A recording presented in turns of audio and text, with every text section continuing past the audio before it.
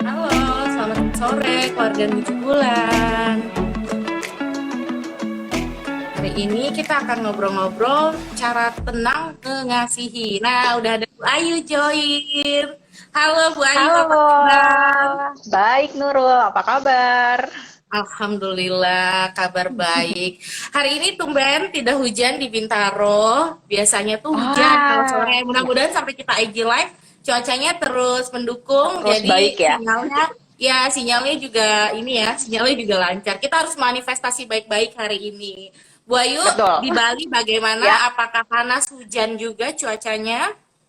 di Bali juga lagi sering hujan, cuma kebetulan sore ini di tempatku cuma mendung-mendung aja gitu. Cuma enak Oh, banget cuacanya nih. iya, Gitu. By the kita way, di sama. sini kita beda 1 jam. Di sini udah Betul, jam 6 jadi di sore. sana udah hawa-hawa maghrib ya, semangat Bu Ayu. Mm-mm, mm-mm. Iya, keluarga 7 Oke. bulan, hari ini aku sama Bu Ayu menyapa keluarga 7 bulan lagi di acara Ngobrol Bareng Ibu. Ibu, Episode bareng keberapa Ibu wah kayaknya Nurul dan juga Ibu Ibu? Ayu. Betul. Episode keberapa Bu Ayu kita hari ini? Episode Udah keberapa ya lebih ya. Nurul kita? Alhamdulillah udah dua tahun lebih lah ya. Ya, Nanti aku mm-mm, nanti mm-mm, aku benar. tulis kita udah episode keberapa di caption saat aku Oke. re-upload episode kita hari ini. Nah, hari ini aku dan Bu Ayu punya tamu spesial ya, seorang dokter dan juga Yap. seorang konselor laktasi. Kita Mm-mm, bersama mm-mm. dokter dan konselor laktasi sebagai bintang tamu kita hari ini mau ngobrol tentang apa Bu Ayu? Nah, buat Bu Ibu, karena keluarga 7 bulan nih aku yakin banget banyak ibu hamil pastinya. Dan juga Betul. mungkin banyak ibu yang baru melahirkan baby nih. Ya, ini permasalahannya hampir semua ibu sih kayaknya Nurul ya. Aku Ya, pun juga dulu merasakan masalah ini gitu. Jadi kita hari ini temanya mau ngebahas 7 cara tenang mengasihi ya. Jadi mau bahas soal mengasihi. ASI gitu. Betul. Uh, Karena uh, ngobrol-ngobrol memberikan ASI ke anak kita, ya. pasti punya cerita unik ya masing-masing dari Mm-mm. ibu nih. Kayak aku Mm-mm. aja punya 2 anak, 2 kali melakukan direct breastfeeding, 2 kali menyusui, tapi ya challenge-nya beda. Walaupun kalau aku pribadi sih challenge-nya masih bisa aku selesaikan ini ya sendiri gitu ya, belum belum butuh bantuan profesional atau konselor laktasi. Kalau Bu Ayu nih punya cerita yang mungkin sedikit lebih kompleks ya mengenai pengalaman waktu menyusui anak pertamanya, gimana Bu Ayu? Iya benar. Jadi emang kayaknya mengasihi gitu ya. Kayaknya menyusui itu terdengarnya kayak mudah gitu. Kan Hmm. tinggal ya udah masukin aja mulut bayi ke Susu. payudara ya Hmm. udah gitu kan. Ya udah susu Ya. keluar gitu. Teorinya kayaknya dibayangin mudah gitu. Tapi ternyata emang nggak Hmm. pas dijalanin nggak semudah itu. Aku pun dulu pada Betul. saat aku hamil, sebenarnya aku sama suami tuh udah sempat ikut kelas menyusui Nurul sama konselor Oke. laktasi. Kita berdua datang ikut kelas menyusui karena kita mau tahu kan ya Hmm. kayak basic-basic basic informasi soal nyusuin kayak gitu. Menyusui, ya. Tapi ternyata pada saat anaknya lahir, terus nyusuin, oke, kok nggak semudah ini ya, yang awalnya aku ngerasa putingku lecet, dari lecet Hmm. jadinya membengkak, dari membengkak, endingnya jadinya demamnya, gitu kan. Terus Hmm. udah kayaknya aku ngerasa kayaknya ada sesuatu yang kurang tepat nih sama menyusui aku nih, kok bisa kayak gini Hmm. gitu ya. Terus Padahal udah ikut akhirnya kelas ya sebelumnya. padahal sebenarnya Hmm. udah dapat kayak basic-basic Informasi. informasi soal Hmm. ASI, cuma ternyata kan pada saat dipraktekin kan nggak semudah itu ya, tiap ibu beda Betul, ya. Terus betul, akhirnya betul. karena oke ngerasa ada sesuatu yang kurang tepat dan emang kayaknya Hmm. kekeh banget harus ASI gitu ya, Betul. karena ngerasa kayaknya ini yang aku mau dan emang kayaknya aku ngerasa itu yang terbaik buat anak aku. Akhirnya aku balik lagi ke konselor laktasi sama suami tuh aku bawa Iya, si baby aku yang kayaknya waktu itu baru usianya 2 minggu deh, baru dua iya. mingguan gitu. Aku balik Hmm. lagi ke konselor laktasi, tapi pada saat itu aku sesinya private karena aku tahu Hmm, sadar diri udah punya betul. permasalahan. Ya udah jadi aku ceritain nih kenapa bisa lecet, kenapa akunya Ya, membengkak payudaranya, kenapa ya. akhirnya aku sampai demam. Nah, di Hmm, situ tuh benar. Jadi emang kalau kita udah tahu teorinya kayaknya gampang, pada saat prakteknya betul. sulit, tapi jangan nyerah gitu gitu. Jadi jangan nyerah, sudah Hmm, banyak ilmu-ilmu yang bisa kita cari. Juga kamu bisa balik lagi kayak aku mungkin ke konselor untuk konsultasiin gitu, karena kita punya hmm. masalah spesifik. Dan akhirnya menyusui aku setelah ya sampai 2,5 tahun lancar banget, nikmat banget nyusuinnya gitu. Nah, ini udah ada dokter kita nih ya, aku langsung kenalin aja ya ke Bulan. Di sini udah ada narasumber kita. Hari ini udah ada Dokter Ayudhya Sumawinata yang merupakan dokter dan juga konselor laktasi. Nah, Dokter Ayudhya atau Dokter Yudi ini biasa dipanggil Dokter Yudi. Jadi merupakan konselor laktasinya Nuju Bulan Studio. Jadi mungkin buat ibu-ibu yang punya permasalahan mengasihi, ada masalahnya mungkin yang sama seperti aku, jangan sedih, jangan galau, jangan Betul. menyerah. Kamu masih bisa ke Nuju Bulan Studio ketemu sama Dokter Yudi, ceritain masalah kamu. Ya Dokter Yudi ya. Halo, selamat sore semuanya. 17. Sore, Dok. Hai. Makasih udah diundang. Happy banget deh. Ya, kita juga Makasih senang juga loh banget ya. dokter udah. Iya benar. Iya, aku tuh Kita paling senang banget bisa ngundang Dokter Yudi yang juga konselor laktasi di 7 bulan untuk ngobrol-ngobrol nih mengenai gimana sih cara yang tenang menyusui anak. Ya, karena menyusui anak itu kan katanya memberikan kasih ya, kasih melalui ASI. Nah, berbicara mengenai ASI kan pasti setiap ibu tuh punya challenge ya yang beda-beda ya, Dok. Kayak mungkin Ayu tadi, Bu Ayu sempat pernah punya permasalahan puting lecet. Kalau aku mungkin setelah aku flashback, setelah dengar-dengar ceritanya Bu Ayu tadi di opening. Nah, tapi kalau anak kedua aku nih, dia justru kayak udah 3 tahun lebih masih mau nenen terus. Itu kan sebenarnya juga sesuatu yang iya. bisa aku lihat sebagai masalah ya. Sebenarnya ini udah gede tapi tetap mau nenen gitu. Nah, makanya balik lagi walaupun pada Jadi, prakteknya sebenarnya ngasih ASI itu eh, kayak tinggal ngeluarin terus ngasih ke bayi, tapi pengalaman tiap ibu dan tiap anak itu berbeda.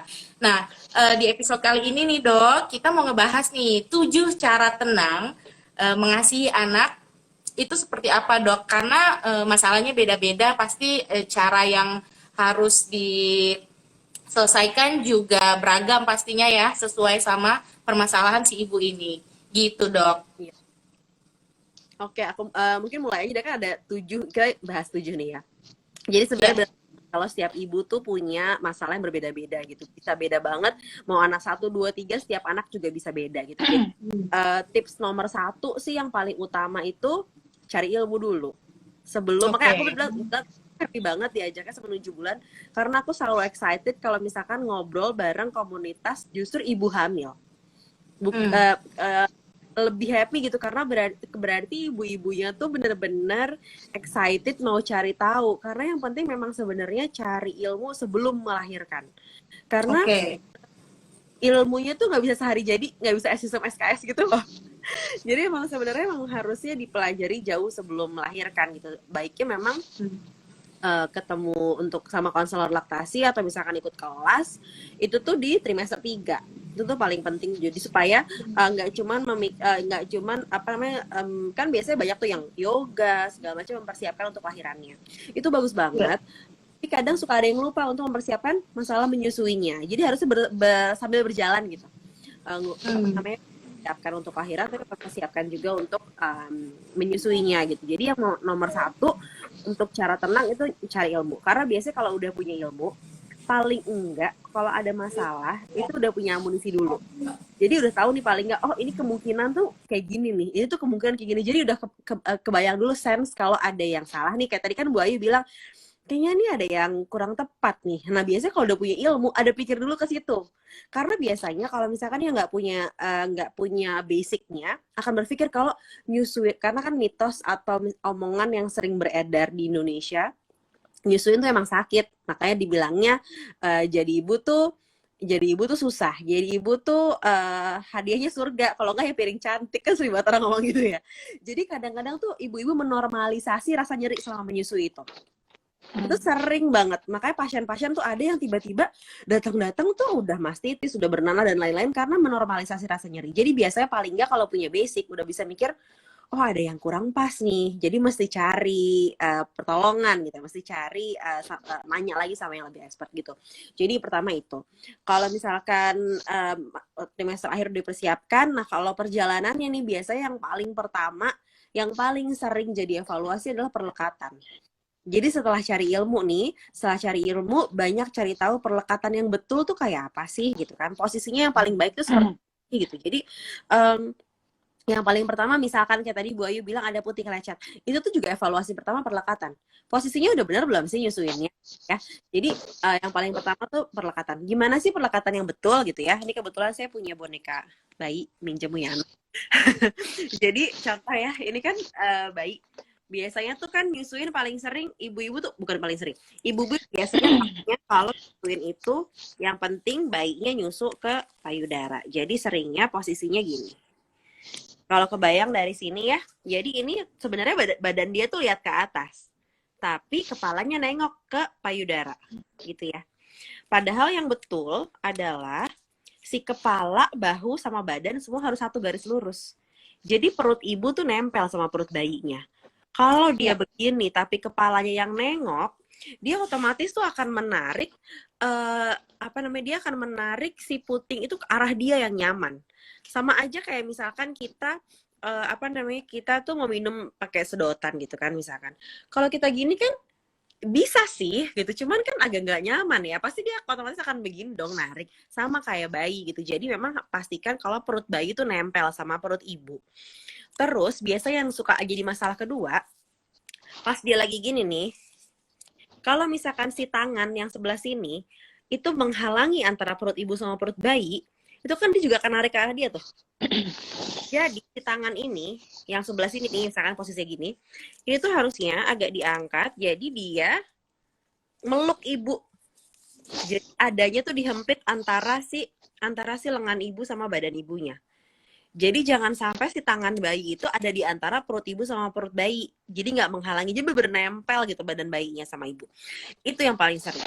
Terus pastikan mulut bayi itu terbuka lebar sebelum kita masukin payudara. Jadi biasanya kita kasih teaser dulu ya, gitu. Misalkan kita tempel-tempelin gitu ya bibir bayi ke payudari, ke puting ibunya.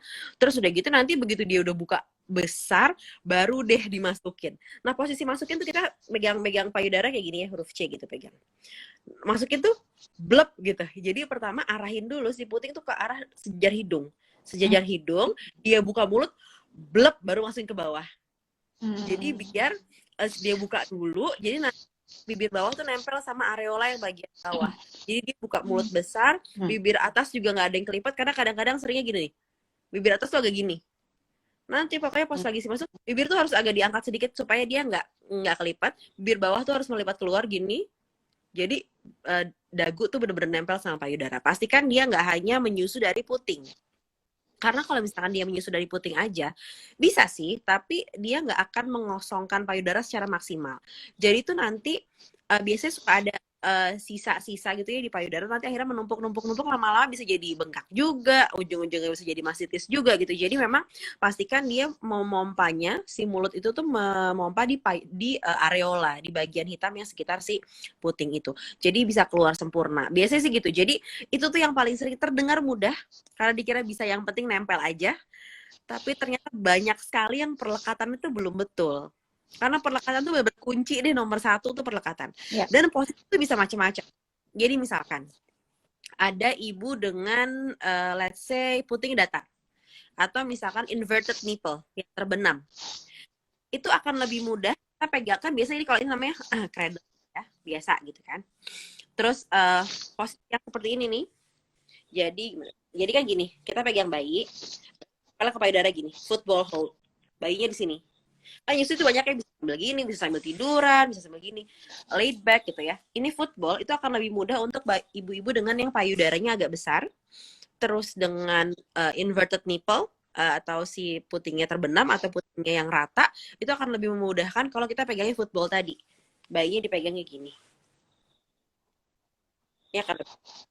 Terus kalau misalkan laid back juga boleh sih. Laid back tuh kita nyender, agak nyendernya agak agak senderannya tidur setengah. Terus baiknya gini. Kalau misalnya bayi sudah agak besar, kita bisa naikkan paha, jadi ditopang si bayi itu sama buka duduk di paha ya. Jadi akan nopang, jadi nggak terlalu berat untuk kitanya. Terus kalau misalkan nih ada lagi kasus lain, misalkan ibu kan sering kali pasien tuh bilangnya berkeluhan di masalah ASI yang sedikit, seringnya. Nanti kita bahas setelah ini. ASI yang sedikit. Tapi juga ibu-ibu yang ASInya tuh justru deras sekali. Lebih banyak kebutuhannya dibandingkan kebutuhan anak. Itu juga sebenarnya nggak nyaman. Karena banyak masalah di balik itu gitu ya. Nah itu tuh bisa juga dibantu dengan cara laid back. Karena kalau misalkan tiduran gini nih, cradle biasa, seringkali dia tersedak. Karena keselak deras banget. Kalau ke belakang tuh biasanya agak lebih kebantu gitu. Itu sih mungkin ada beberapa masalah yang berhubungannya dengan posisi. Mungkin agak sulit kalau misalkan dijelaskan detail di IG live gitu ya. Mungkin nanti selanjutnya mungkin di kelas-kelas atau misalkan sesi langsung gitu ya di 7 bulan. Itu sih kurang lebih teasernya aja kalau ternyata posisi dan perlekatan tuh sepenting itu gitu ya. Itu untuk yang pertama kali posisi. Kalau yang kedua itu yang paling sering deh. Jadi sebenarnya gini, kalau untuk ketemu sama konselor laktasi itu kan yang paling baik anjurannya adalah yang pertama di trimester 3 di sekitar 37-38 minggu. Yang kedua saat melahirkan. Jadi kunjungan. Ini salah satu menurut saya paling penting dalam memilih rumah sakit bersalin. Tips dari saya gitu, lebih baik pilih rumah sakit bersalin ibu dan anak. Jadi maksudnya dia benar-benar sayang ibu sayang anak full ASI. Jadi kita pastikan bahwa akan support ASI, tidak memberikan support di awal kehidupan anak tanpa indikasi ya. Kalau misalnya dengan indikasi itu beda hal. Terus udah gitu kedua, kalau bisa ada konselor laktasinya, jadi bisa langsung pendampingan begitu lahir. Jadi pas ketemu konselor laktasi itu di ketiga hari pertama atau hari kedua waktu kelahiran, nanti biasanya ada kontrol seminggu, paling lambat sebulan setelah melahirkan, lalu setelah itu menuju MPASI. Itu yang basic. Sebelum MPASI ada ibu kembali bekerja. Jadi itu step-step yang biasanya bisa dijadikan patokan waktu. Trimester 3, hari lahiran, seminggu atau sebulan, berarti 3 bulan kurang lebih kalau ibunya kembali bekerja. Nah biasanya tuh pas saya gitu visit di rumah sakit, biasanya tahu adalah dok ASI saya belum keluar gitu ya. Itu paling sering, mau itu mau normal mau SC sama keluhannya biasanya kayak gitu. Lebih sering lagi di SC karena biasanya ada efek anestesi dan lain-lain kan. Jadi sebenarnya bukan nggak keluar sih, tapi belum aja gitu. Itu keluhan yang paling sering. Terus pertanyaan saya selanjutnya pasti gini, ibu tahu dari mana nggak keluar gitu kan? Terus dia bilang saya pompa dok gitu kan. Ini di hari-hari kedua, anggaplah hari kedua ketiga deh. Saya pompa dok, pakai apa pompanya gitu kan? Terus dia bisa bilang pakai tangan, bisa juga misalkan pakai pompa. Terus saya akan bilang kalau kapan bayi itu jauh lebih efektif dibandingkan pompa atau misalkan tangan. Dan di hari-hari pertama memang kebutuhannya sedikit banget gitu. Ukuran lambungnya tuh paling cuma sekelereng kecil banget. Kebutuhan dia sekali minum tuh paling 1 sendok teh, 1,5 sendok teh gitu ya sekali minum nih ya. Jadi ibu bisa bilang dari mana keluar apa enggak kalau dia nyusuin. Mungkin nggak ngerasa deras suatu keluar kitanya, tapi setetes mungkin dan kita nggak ngerasa. Jadi kalau di laktasi itu paling sering ada di buku ajar gitu bilangnya kalau perceived insufficiency. Jadi sebenarnya bisa dibilang mungkin 80-90% kasus adalah ibu-ibu dalam tanda kutip merasa ASINya kurang, bukan ASINya kurang. Tapi rasanya kurang. Jadi itu yang harus diperhatikan. Kalau misalkan ada ibu yang merasa ASINya kurang, baiknya konselor supaya bisa atau kira-kira belum efektif atau misalkan secara fisiologi atau secara normalnya memang produksinya belum banyak gitu ya. Jadi itu yang mesti daripada ibunya stres mikir-mikir kurang, mendingan konsul gitu. Nah, memang biasanya secara fisiologi, secara normal, ASI itu baru mulai lancar pengeluarannya setelah hari ke-5. Ada memang ibu di hari banyak gitu ya udah bengkak, itu mungkin. Tapi lebih banyak yang memang hari-hari awal tuh sedikit gitu. Jadi hari-hari awal yang memang keluarnya sudah banyak bisa jadi hiperlaktasi atau memang misalkan produksinya banyak dan kebutuhan bayinya cukup banyak gitu ya. Cuman memang bayi itu sebenarnya sudah dibuat, sudah diciptakan sama Tuhan sama Allah untuk dia tuh punya cadangan makanan kurang lebih 3 hari pertama. They can survive gitu loh gitu, jadi tenang aja. Memang di hari awal yang harus kita utamakan adalah stimulasi terus dengan cara kita tawari ASI terus gitu ya, 2-3 jam tawari terus. Kalau misalkan dia tidur coba dibangunkan dengan baik gitu, dengan halus, coba 2-3 jam untuk menstimulasi tubuh kita supaya otak kita tahu bayinya tuh udah lahir loh, ayo cepat segera produksi. Jadi sebenarnya lebih ke stimulasi yang kita utamakan, bukan untuk memenuhi kebutuhan bayi di 3 hari awal gitu, karena memang tubuhnya masih butuh proses, masih adaptasi gitu. Nanti biasanya hari ke-4 ke-5 udah mulai banyak, baru deh kita mulai biasa yang ngerasa kalau misalkan bayinya tuh kebutuhannya terpenuhi atau enggak gitu. Lagi pula untuk masalah kebutuhan ini yang harus kita tahu adalah indikasi tahu dia kurang atau cukup kebutuhan itu hanya dari kenaikan berat badan sih. Nggak bisa ibu-ibu rasa. Maksudnya nggak bisa bilang payudaranya kecil, payudaranya kempes, bayinya kayaknya rewel terus, nangis terus dok gitu. Itu semua nggak bisa jadi tanda. Emang harus ibu bilang gini, dok anak saya tuh nangis terus dok, tiap ditaruh dia nangis. Kalau lepas payudaranya dia nangis. Pokoknya dia nangis terus kayak yang nggak kenyang dok. Terus dia ngecap terus, itu sering banget bilang kayak gitu. Padahal coba deh kalau misalnya ibu-ibu pikirin lagi gitu ya, kan satu-satunya cara komunikasi mereka cuma nangis.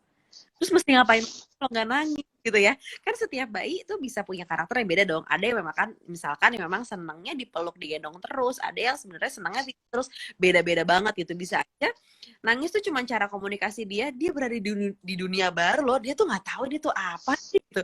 Pasti dia pengennya deket sama ibunya terus, deket sama ayahnya terus. Karena memang yang dia tahu safe place-nya dia. Jadi misalkan bayi nangis, biasanya kita lihat dari 4.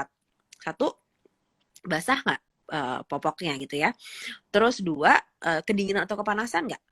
Ketiga, dia pengen dipeluk-peluk aja nggak sih? Maksudnya emang pengen nyari kehangatan dari orang tuanya aja nggak sih? Keempat, baru dia lapar apa enggak? Jadi nggak selalu bayi rewel tuh karena dia lapar dan kurang asupan gitu. Bisa jadi karena hal lain. Itu yang paling sering banget muncul. Tadi berhubungan kalau perlekatan tuh sama lecet ujungnya jadi bengkak, jadi mastitis itu memang jadi pokoknya kalau misalkan udah ada nyeri mendingan konsul. Kalau misalkan nyeri tapi misalkan nyeri ini sekarang, terus udah gitu udah membetulkan posisi sendiri nih, kayaknya ada yang salah nih, terus dibetulkan posisi. Terus di sesi menyusui berikutnya nyerinya cuma pas di awal. Tapi begitu dia berlanjut menyusuinya, hilang tuh atau berkurang. Oh, berarti posisi sekarang tuh udah betul. Nyeri kemarin tuh cuma nyeri sisa dari yang sebelum-sebelumnya. Tapi kalau misalkan sepanjang menyusui nyeri, terus 2-3 hari nggak nyaman, kita juga nggak nyaman, bayi juga kayaknya nggak nyaman, itu konsul. Berarti masih belum betul. Biasanya sih masalah di situ. Sebelum jadi lebih parah. Lebih parah tuh maksudnya jadi bengkak, jadi demam, jadi bernanah, dan lain-lain. Jadi sebelum nyampe ke situ, baiknya memang konsul. Karena kalau udah sampai bengkak, bernanah dan lain-lain tuh biasanya perlu tindakan dari dokter bedah segala gitu. Jadi memang jangan sampai situ, karena saya nggak sedikit dapat pasien yang udah sampai situ baru datang, didiemin seminggu gitu, habis kira emang nyeri dok, kira emang kayak gini nyusui itu sering kayak gitu. Jadi memang baiknya sih kalau udah nyeri konsul, karena nyusuin yang bener tuh harusnya nggak nyeri, pain free, nyaman buat ibu dan bayi. Kalau misalkan sampai udah nggak nyaman kitanya, itu baiknya konsul, berarti ada yang nggak pas. Apa lagi ya? Coba mungkin Terus tips sekarang tadi mungkin udah 4 tips, tinggal tips 5, 6, dan 7. iya apa lagi ya?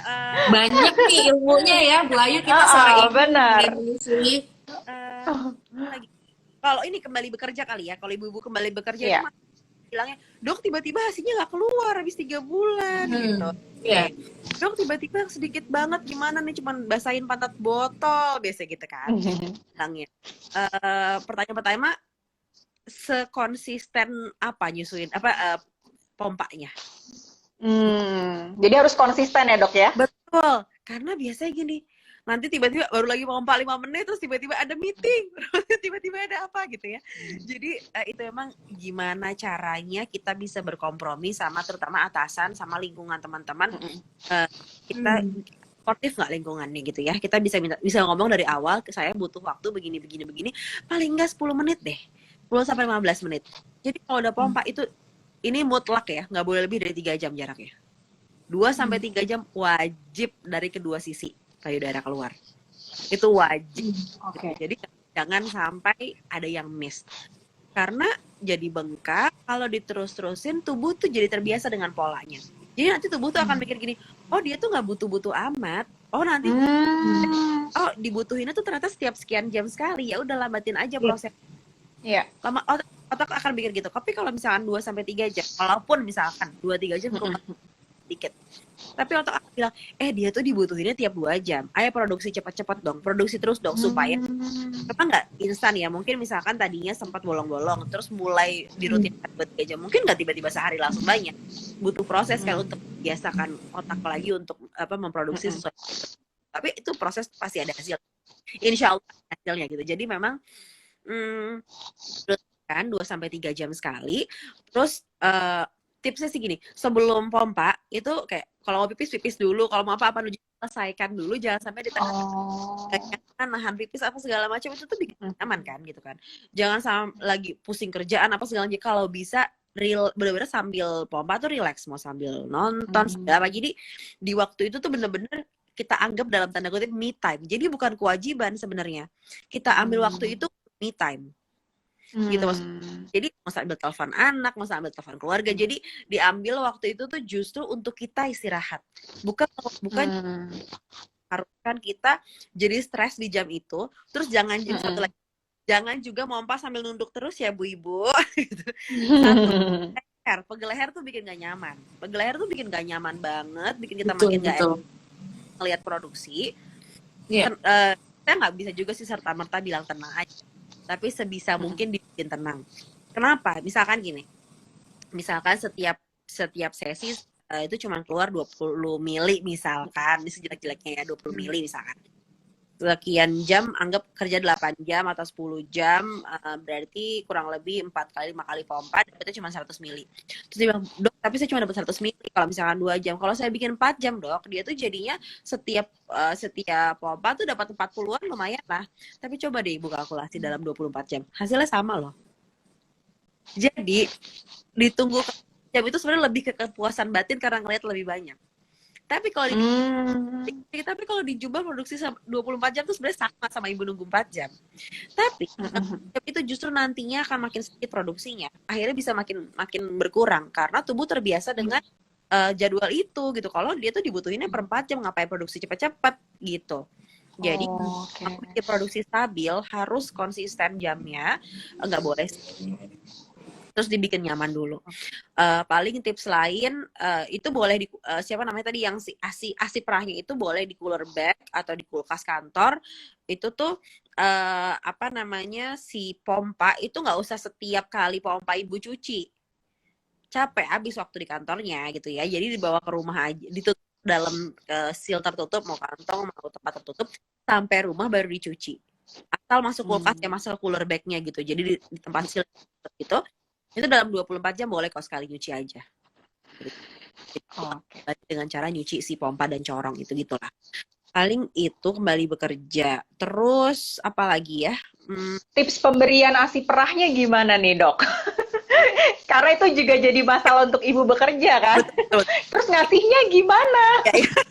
Benar-benar. Saya kasih yang idealnya banget ya. Idealnya itu adalah kalau sama dokter laktasi belum kembali bekerja 2 minggu sampai 1 bulan sebelum. Jadi nggak usah pusing nyetok dari anak baru lahir. Pokoknya pas lagi di rumah itu benar-benar botnya dulu dia dicukupin, perlekatannya dibenerin sampai benar-benar pinter nyusunya gitu, bayinya sama ibunya juga nyaman. Nanti kurang lebih 2 minggu sampai 1 bulan barulah bikin waktu di luar itu untuk nyetok. Caranya gimana nyetoknya?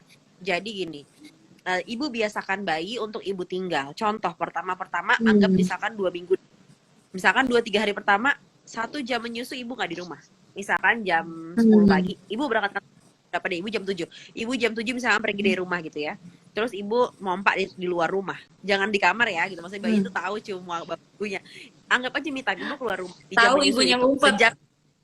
Iya, takut ya gitu kan. Jadi suka ibu keluar rumah, terus misalkan waktu 1 jam menyusui, di waktu menyusui itu ibu pompa di luar sambil me time. Terus yang di rumah itu ngasih. Jadi bukan ibu yang ngasih ASI perah. Itu orang. Nah, paling ideal adalah ngasihnya dengan cup feeder, boleh dicari nanti ya. Bisa cup feeder, bisa spoon feeder. Zaman dulu, zaman kita masih kecil nih kan, zaman dulu suka terkenalnya ngasih yang belakangnya dot, depannya kayak sendok gitu kan, yang suka dikasih puree buah gitu loh. Kan zaman sekarang udah nggak kayak gitu ya. Kan? Betul ya. Kayak gitu.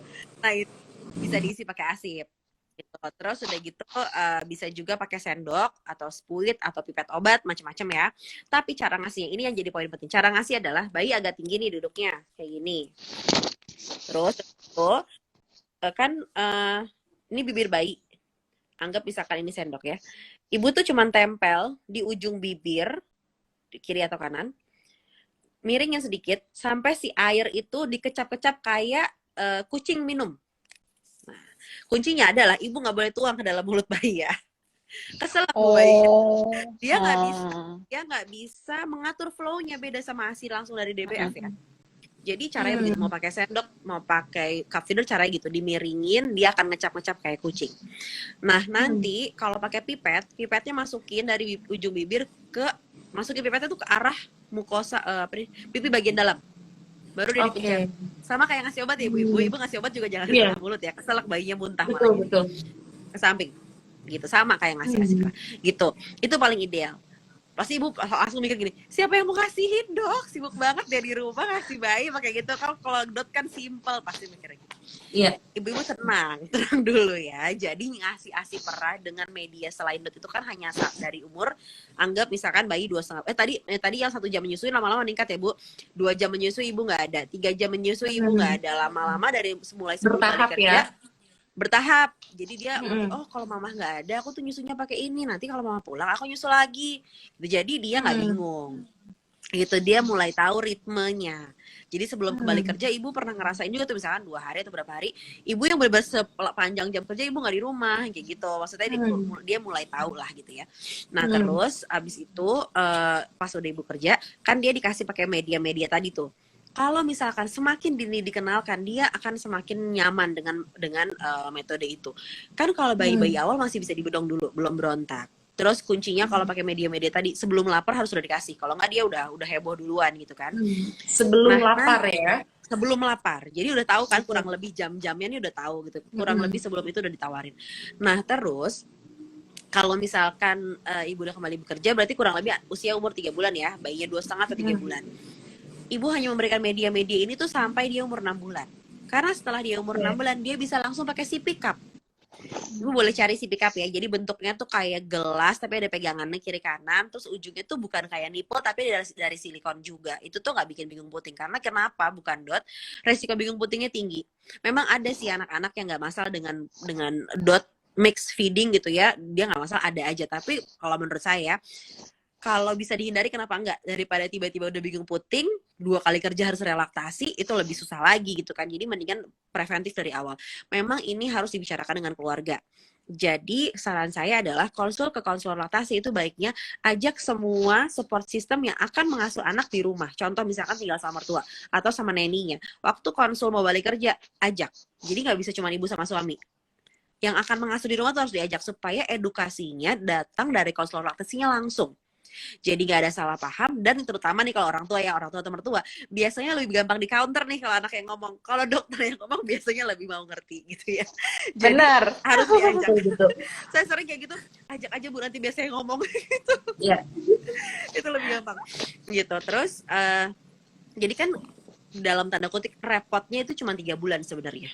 Setelah 3 bulan anaknya udah umur 6 bulan itu tuh pinter nyusunya. Nanti dia udah pakai dot pegang sendiri, bukan dot cup feed sippy cup pegang sendiri. Nanti lama-lama sippy cup itu berubah terus sedotannya akhirnya jadi kayak sedotan. Terus nanti bisa jadi pakai open cup. Di umur setahun biasanya dia bisa pakai open cup sendiri. Anaknya jadi mandiri, anaknya pinter, nggak ada resiko perubahan struktur rahang mulut, terus udah gitu nggak perlu relaktasi kalau misalnya dia bingung puting, terus nggak perlu harus nyapih dari dot tuh biasanya PR tuh. Itu kalau menurut saya sih paling baik. Itu ideal. Itu idealnya begitu. Ya. Kalau misalkan sudah dicoba segala macam cara, nggak bisa nih dok, emang nggak mau, jalan terakhir harus pakai dot, misalkan gitu ya. Konsul sama dokter laktasinya nanti diajarin cara nyusuin dengan namanya paced bottle feeding.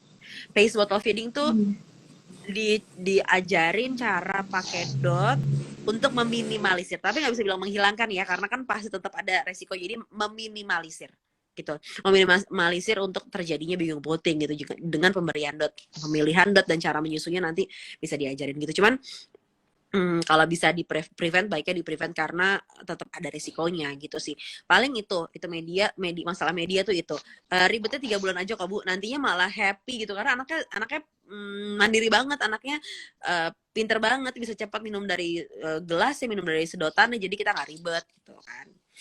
Paling gitu. Terus apa lagi? Jadi Terakhir sudah udah habis ya? iya, jadi sudah 7 tuh ya. Udah banyak banget, udah komplit sampai terakhir untuk solusi untuk ibu yang harus memberikan ASI perah, biasanya untuk ibu yang bekerja ya.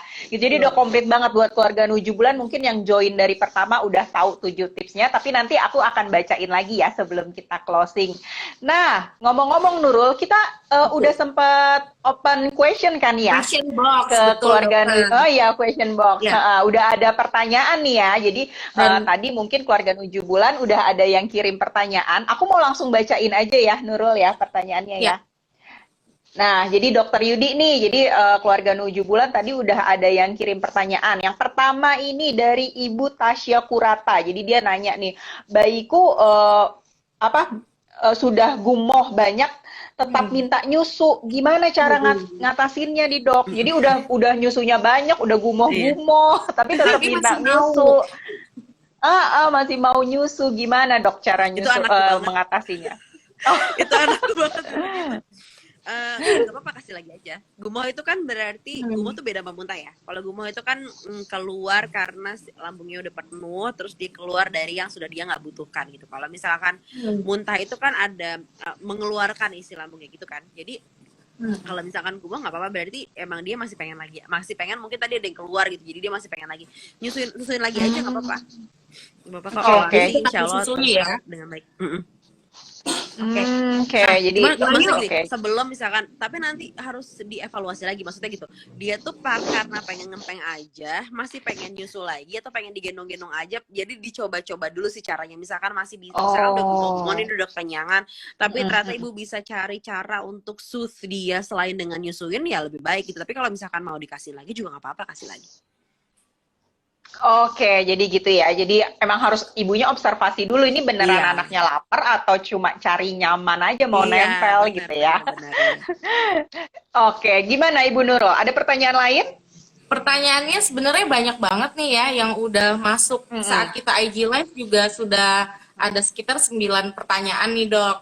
Nah, dari Bu Ayu masih ada pertanyaan. Aku juga mau mention nih buat keluarga 7 bulan di episode kita hari ini, untuk 5 penanya terbaik kita punya giveaway dari Lansino. Lansino itu produk yang sebuah brand yang menyediakan rangkaian produk yang komprehensif ya, untuk mendukung pengalaman ibu menyusui agar lebih indah dan tenang. 5 hadiah yang hari ini akan kita bagikan yaitu Lansino, produknya ada breast pad dan juga ada nipple cream, sangat cocok untuk ibu-ibu yang punya permasalahan puting lecet. Masalah puting lecet kayaknya sangat umum ya, akan dialami oleh ibu. Nah, pertanyaan selanjutnya dari aku atau dari Bu Ayu? Bu Ayu masih ada lagi? Aku masih ada satu pertanyaan lagi nih ya. Jadi dari ibu namanya Ibu Elvareta.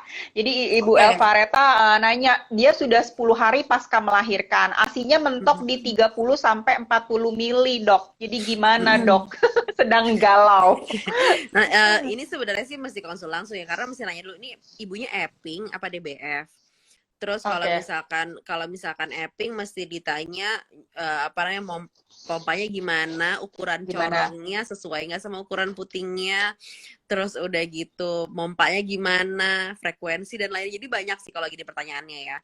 Terus kalau misalnya ibunya ternyata DBF, ya berarti harusnya nggak usah dipompa, nggak usah dipikir-pikirin banget berapa milinya, asal berat badannya naiknya bagus, sesuai kurva pertumbuhannya bagus gitu. Jadi kalau kayak gini apa personal case banget ya, jadi mesti ditanyain sama konsul. Iya, Nanti boleh ke konsul konselor. ke, ya bisa nanya sama aku Iya, 7 bulan mungkin. langsung ke 7 bulan ya, ketemu Langsung sama ya. dokter Yudi.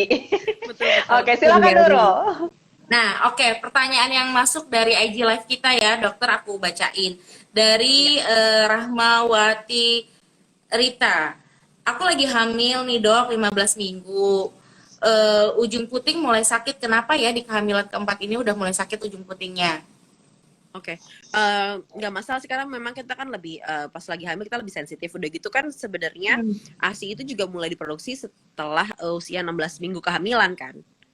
Iya. Lebih nggak apa-apa sih, lebih nggak apa-apa, itu nggak usah dipikirin. Maksudnya bukan sesuatu yang nggak normal gitu.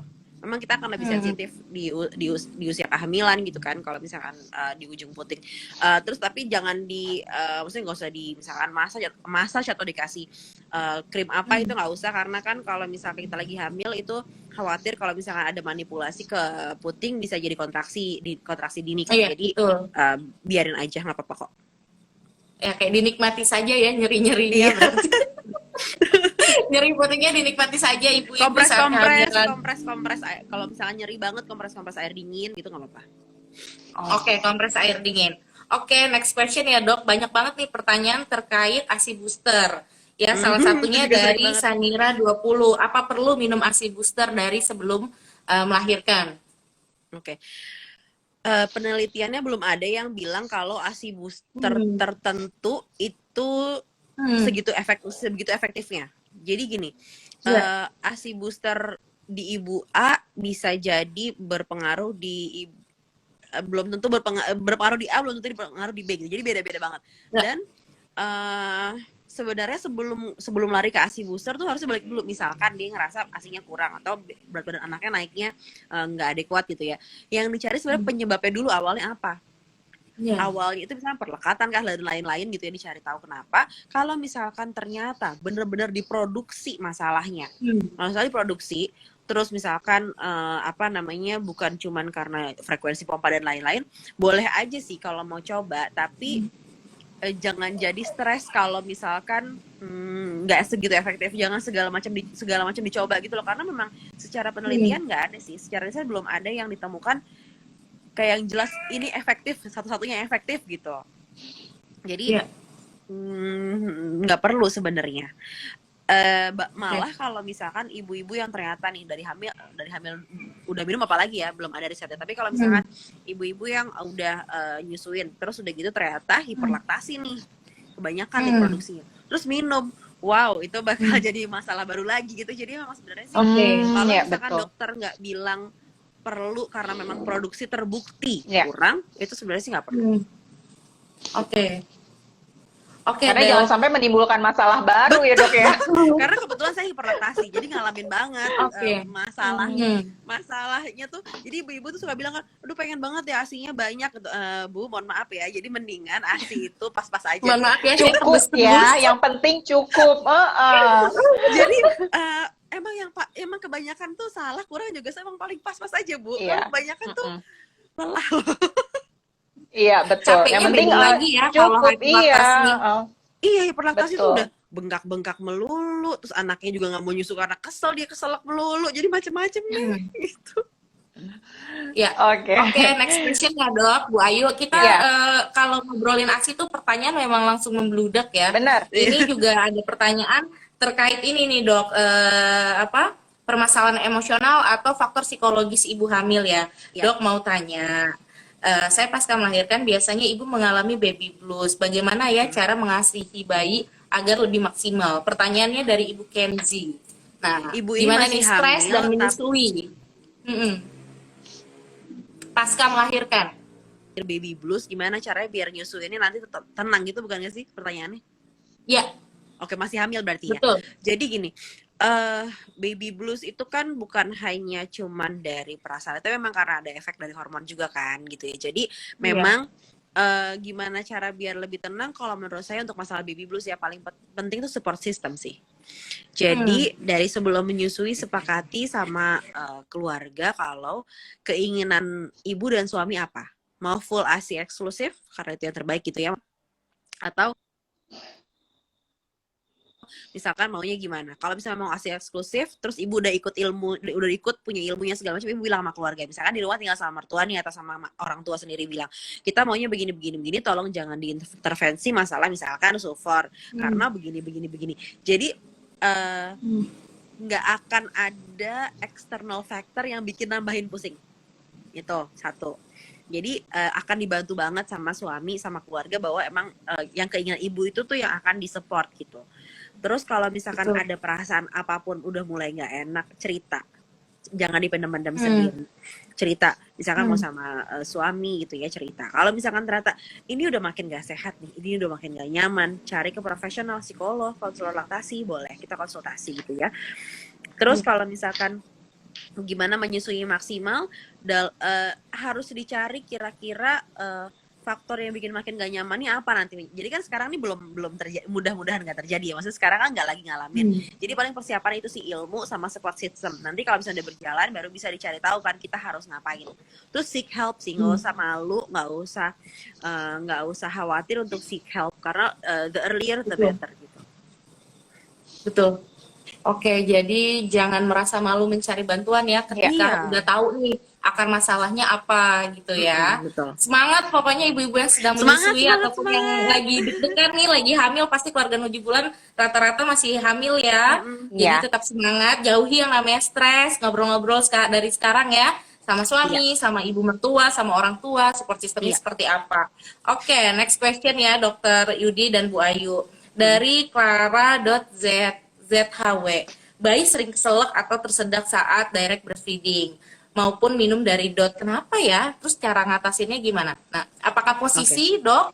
Betul. Karena dia nggak cuma lagi direct breastfeeding ya, pas lagi dot juga suka keselak. Bisa. Kalau lagi DBF, misalkan bayinya sering keselak, coba laid back position. Mungkin memang produksinya banyak. Terus udah gitu, terus kalau misalkan dot, jadi pertanyaan dulu sih sebenarnya, apakah perlu dot? Pakai dotnya kenapa? Misalkan ada indikasi atau apa? Terus cara menyusui dengan dot tadi mungkin harus konsul supaya bisa dilakukan paced bottle feeding, karena seringkali bayi tidur botol dibalikin. Kenapa dia sering keselak? Karena itu kan netes terus ya tanpa dia keluar terus ya. Ya gimana nggak keselak, karena dia kan nggak bisa ngatur flow-nya gitu ya. Makanya seringkali bayi dengan dot suka jadi overfeeding, misalnya lebih banyak dari yang dia butuhkan, karena kan dia nelan aja glek terus gitu kan, dia nggak bisa atur flow. Kalau dia nyusuin dengan DBF itu kan dia bisa, biasanya kalau ibu ngerasain kalau DBF itu dia sering glek dia diam istirahat dulu, dia jadi kan pace-nya dia yang atur, kapan dia mau berhenti, kapan dia mau nafas istirahat tuh dia ngatur sendiri. Mungkin masalahnya di situ sih, di posisi sama pace-nya, apa namanya, kecepatan flow susunya gitu ya. Gitu. Terus kalau bisa masih ada kalau misalkan tadi ibu ternyata misalkan ibunya memang deras gitu hiperlaktasi, ternyata begitu dia mancur kencang pas LDR, ibu bisa tekan sedikit putingnya supaya dia melambat dulu, baru habis itu susuin lagi. Atau bisa juga sebelum disusuin pompa dulu sedikit. Pompa sedikit tuh cuman biar dia nggak lagi kencang banget. Kalau lagi kencang banget LDR cepet banget kan, jadi dia keselak. Jadi agak rilis sedikit baru habis itu nyusuin. Jadi nggak langsung deras banget ya. Makanya tadi saya bilang kenapa capek. Iya betul. Iya, jadi ibu-ibu buat hiperlaktasi tuh biasanya pompa dulu, misalkan harus tahu nih, aduh sebelum bayi kelaparan pompa dulu nih dikit gitu kan, misalkan 7 menit, 5 menit asal aja sih gitu. Baru abis itu susuin, karena kalau misalkan kalau nyembur banget biasanya bayinya kesal karena keselak gitu. Oke, baik. Jadi bayi tersedak itu salah satu indikasi apakah ibunya tadi hyperlactation atau enggak ya. Itu juga mesti diperhatikan lagi oleh si ibu. Oke, masih ada 2 pertanyaan ya dok ya. Dari HN Salva, olahraga bikin ASI seret, fakta atau mitos? Mitos dong, karena mitos ya. Malah rilis endorfin kan, malah rilis malah stress relief gitu loh, relief malah bisa bikin sehat. Terus ASI-nya otomatis harusnya jadi lebih banyak atau paling enggak stabil gitu kan. Jadi harusnya nggak bikin berkurang sih. Malah bagus banget Bu olahraga biar kembali seperti badan semula sebelum melahirkan. Jadi buat ibu yang menyusui tetap olahraga ya. Iya, hebat tidak banget. Ngaruh sama sekali dengan kualitas ASI. Yes. Ya, tidak mempengaruhi penurunan kualitas ASI ya olahraga. Iya, Oke. enggak, betul. Next question, pertanyaan dari teman-teman yang komentar di IG Live nih dok, masih tentang faktor psikologis ya. Apakah stres mempengaruhi lancar atau tidaknya ASI si ibu? Ya. Berpengaruh langsung sebenarnya enggak dan enggak di semua ibu sih. Jadi Tidak sebenarnya di semua ibu. bisa berpengaruh, cuman maksudnya sih enggak benar-benar sesignifikan itu. Unless misalkan depression ya. Maksudnya ya Unless jangka sudah depression panjang dan ibunya. terus Ya, kayak gitu ya. gitulah ya. Maksudnya tapi kalau Ya, misalkan ya. lagi stres kerjaan aja bisa aja sih menurun, tapi maksudnya nggak yang langsung dan secara abruptly turun banget atau misalkan berhenti gitu ya enggak gitu. Cuman kalau kita happy, kita relax, hormon untuk apa namanya produksi ASI-nya kan makin bukan produksi deh, mengeluarkan ASI-nya lebih tinggi gitu. Jadi maksudnya lebih lancar. Tapi kalau misalkan stres berkelanjutan, terus-terusan, depression atau baby blues yang berkepanjangan bisa aja berpengaruh dengan ASI. Cuman nggak secara langsung gitu, nggak secara singkat. Oke, baik dokter. Pertanyaan sebetulnya masih banyak banget, cuma maaf ya keluarga Nuju Bulan, aku nggak bisa jawabin satu-satu. Kalau mau konsultasi langsung nanti mungkin boleh main-main ke Nuju Bulan untuk appointment dengan dokter Yudi ya. Nah nanti seperti yang aku mention sebelumnya, nanti kami dari tim Nuju Bulan dan Lansino akan memilih 5 pemenang penanya terbaik yang sudah mengajukan pertanyaannya di sesi kita kali ini dan akan mendapatkan hadiah dari Lansino nipple cream yang mengandung HPA, dapat membantu meredakan rasa nyeri dan melindungi puting yang lecet. Selain nipple cream dan juga breast pad yang akan dibagikan oleh Lansino ke keluarga Nuju Bulan, juga Lansino memiliki banyak produk, salah satunya Therapol 3-in-1 Hot and Cold Breast Therapy yang bisa kompres-kompres payudaranya ibu kalau lagi bengkak agar ASI yang tersumbat bisa lebih lancar dan moncor ya pastinya. Lalu juga ada banyak produknya, ada nipple shield, bantal menyusui, electric breast pump, kantong ASI dan lain-lain sebagainya. Bisa langsung meluncur ke IG-nya Lansino langsung. Bu Ayu, banyak warga Nuju Bulan mungkin yang join di acara ini di tengah-tengah ya gitu. Selain bisa nonton nanti hasil rekaman yang akan kita upload di feed Nuju Bulan, mungkin Bu Ayu bisa summarize boleh tema kita hari boleh ini ya. Banget. Kayaknya 42 SKS nih sama dokter ini banyak banget ya. nih. Satu lagi. Tadi karena baru bilang masalah si hot and cold compress itu, aku jadi ingat ini tips juga Bu Ibu. Kalau misalkan lagi bengkak, itu kan dia nyeri pasti kan. Cuman supaya pas lagi mau dipompa atau mau nyusuin, biasanya malah nyusuin itu akan ngerilis kan suka ada gerenjal-gerenjal gitu rasanya ya. Kalau untuk bisa ngerilis itu sebenarnya lebih baik adalah kan biasa suka panggil pijat laktasi ya. Emergency-nya adalah susuin bayinya. Kenyang deh bayinya, susuin aja terus. Mau nggak belum 2 jam susuin aja terus tapi langsung lega banget ya. Iya, jadi ibunya lebih sering lega banget. Jadi walaupun emang nyeri pas lagi disusuin, tapi itu tuh suctionnya bayi tuh luar biasa dibandingkan pijat laktasi. Biasanya agak lebih panjang, lebih nyeri malah bayinya. Jadi kalau lagi kayak gitu, kompres hangat dulu untuk melebarkan pembuluh darah supaya lebih lancar keluarnya.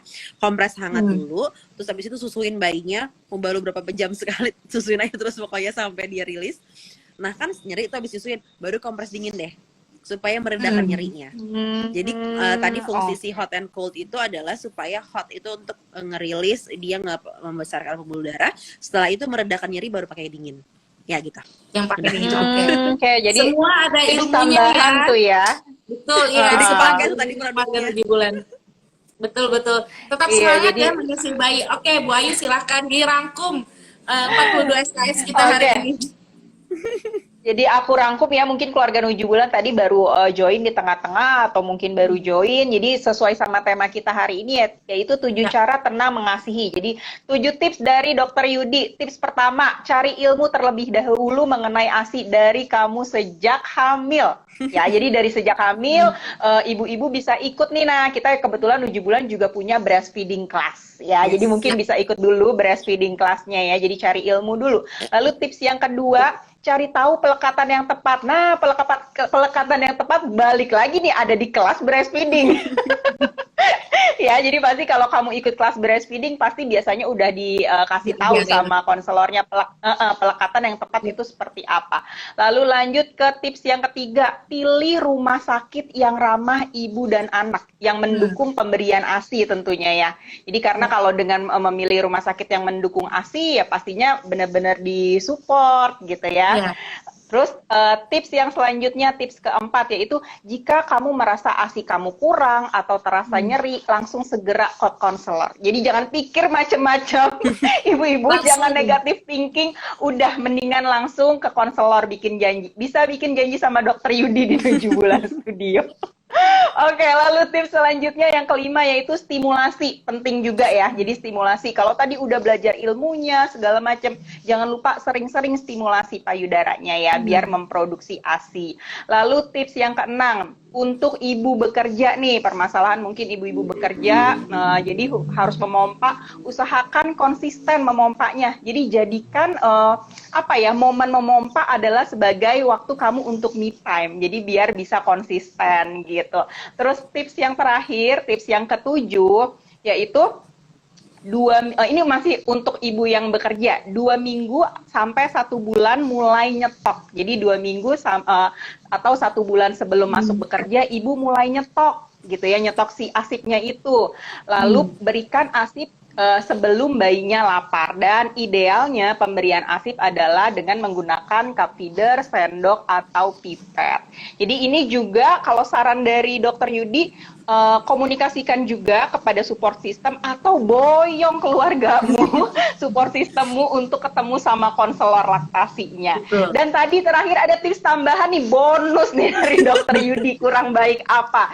Jadi tadi Dokter Yudi kasih bonus tambahan, kalau kamu merasa payudaramu bengkak setelah dikompres, langsung disusuin gitu ya Dokter Yudi ya. Jadi setelah langsung dipanggil, langsung disusuin, karena itu biasanya akan ibunya merasa lebih baik kalau udah dikompres lalu disusuin, akan lebih baik. Dan aku juga jujur pengalaman aku gitu sih Dok. Jadi waktu itu aku bengkak banget, disentuh sedikit aja sakit, akunya sampai demam, tapi aku paksain meskipun nggak enak waktu itu nyusuinnya karena lecet, tapi aku tetap nyusuin. Setelah disusuin justru demam aku malah loh.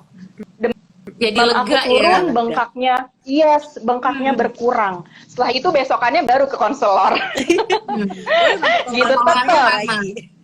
Iya, tetap setelah itu ke konselor laktasi. Gitu. Waduh, banyak banget nih tips dari Dokter Yudi nih. Sebenarnya lengkap nih. Hampir-hampir mendekati kamu ke kelas kelas menyusui, kelas persiapan menyusui ya. nih.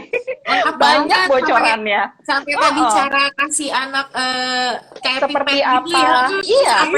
Sampai ke situnya loh dibahas. Thank you banget Iya, Dokter benar-benar. Yudi ya, buat keluarga 7 bulan.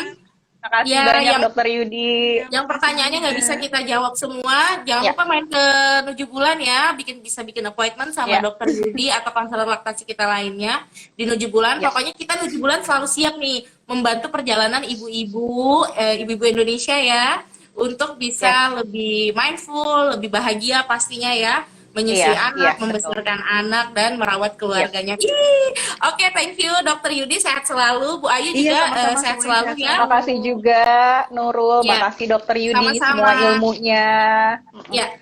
Jangan lupa mungkin nanti tips-tipsnya Dokter Yudi masih bisa kamu dengerin, bisa kamu tonton nanti, karena kita akan posting video ini ya di 7 bulan ya, di akunnya 7 bulan ya Nurul ya. Oke, baik. Terima kasih semuanya. Untuk Lansino sudah support giveaway kita hari ini. Terima kasih Lansino. Lansino. Salam sehat semua. Bye-bye. Terima kasih keluarga 7 bulan. Sampai ketemu.